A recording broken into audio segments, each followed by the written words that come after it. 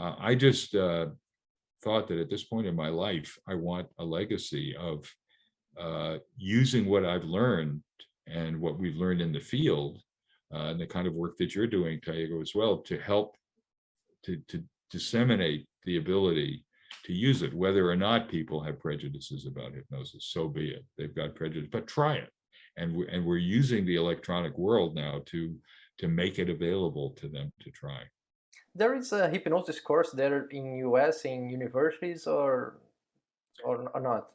There are, yes, there are. In, it's interesting. It's taught in the best medical schools, but not in most medical schools. So, Harvard, Columbia, Stanford, we have hypnosis courses, but they're electives. They're not required courses. Okay.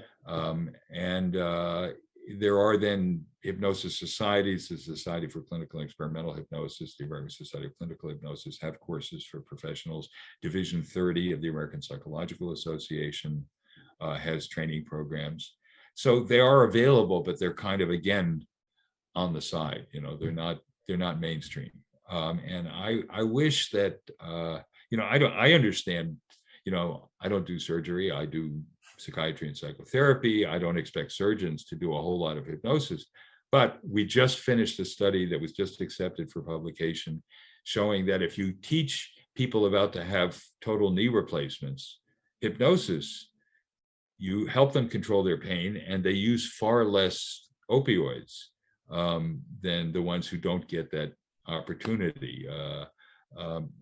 So we, if you could just move a bit of it, move some of the hypnotic language into the way that we practice, I think we could improve our care enormously. So I think it's something that every doctor ought to know something about. Yeah. And just think about how they say, instead of saying, "How's your pain today?" say, "How comfortable are you feeling today?" You just shift the emphasis Yeah. on Different approach. recovery, right?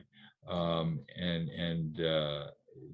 have this wonderful young internist who's working with orthopedic surgeons, Jesse Markovitz, who conducted the study and is moving hypnosis into the medical mainstream. And she wrote a paper called "Hypnosis: The Best Treatment You've Never Used," in the American Journal of Medicine. So I'm hoping that we can infiltrate mainstream medicine as well, but I also want to go right to the patients because Yeah. they can learn to use it for themselves. So what is hypnotizability and what makes